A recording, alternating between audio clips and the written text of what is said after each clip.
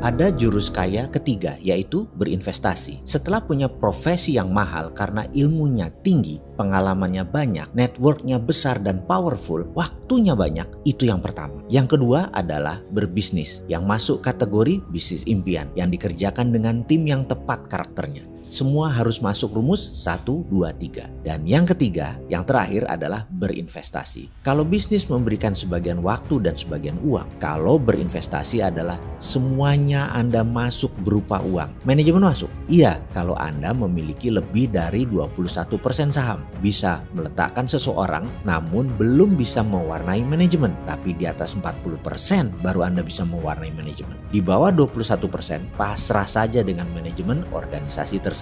Karena itu memilih perusahaan yang manajemennya bagus, sistemnya bagus, SDM-nya bagus, pasarnya luas, kompetitornya sedikit, produknya unik dan unggul, permintaannya tumbuh terus setiap tahunnya, bahkan trendsetter.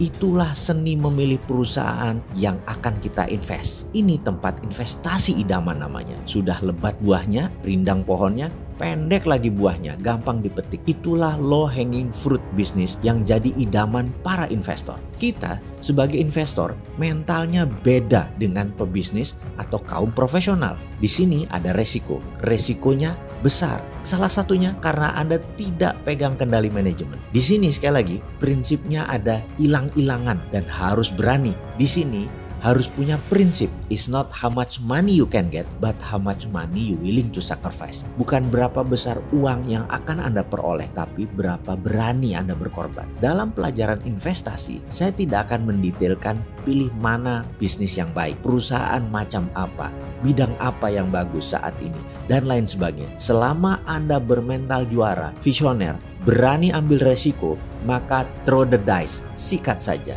Di sisi lain, saya ada cerita bentuk investasi lain mungkin bisa menjadi masukan. Saya memiliki sepupu yang cukup pintar sekolahnya. 15 tahun yang lalu saya putuskan dia sekolah di Australia, di Perth, untuk mengambil S1-nya. Biasa per bulan saya udah hitung living cost-nya waktu itu kira-kira 1.000 Aussie dollar. Bagi saya sangguplah 4 tahun membiayai dia. Lalu biaya sekolah per semester kira-kira 8.000 Aussie dollar. Oke juga, nggak masalah. Saya sanggup waktu itu. Setibanya di Perth, saya suruh dia cari rumah 3 atau 4 kamar yang jaraknya 30 menitan paling jauh dari kampusnya. Dan akhirnya dapat sebuah rumah yang sangat bagus. 15 menit kira-kira dari kampus. Cukup dekat. Daerahnya bagus, keren, aman. Harga rumahnya kira-kira 120.000 Aussie dollar. Saya kemudian bayar. Saya beli rumah tersebut. Saya DP 20.000 dolar. Lalu cicilannya 2.000 dolar per bulan. Saya minta sepupu saya tadi cari roommate. Dapatlah dia 3 anak Indonesia dan terkumpullah 2.000 dolar. Terbayar. Jadi praktis saya tidak membayarkan uang bulanan tersebut karena dari uang rental tadi 2.000-nya langsung buat cicilan, Pak. Singkat cerita,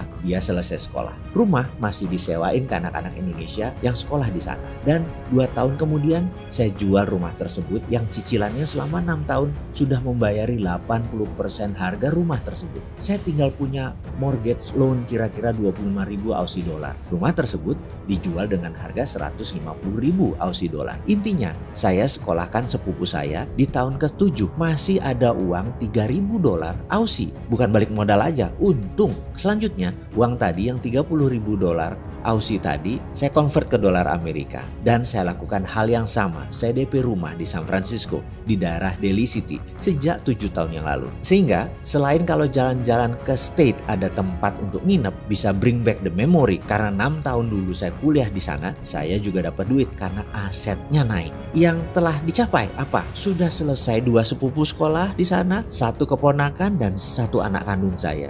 Nggak ada cicilan lagi untuk tanah tersebut. Ada keluar uang lah buat anak tersebut kuliah di sana, tapi kecil jika dibandingkan nanti ketika menjual rumah tadi. Sampai saat ini sih belum dijual, masih disewakan, masih dapat omset, masih dapat revenue. Oke, baiklah. Semoga sahabat bisa mendapatkan intisari dari pelajaran investasi yang beragam jenisnya, di mana esensinya sama. Kecilkan resiko, namun willing to sacrifice. Selamat melempar dadu.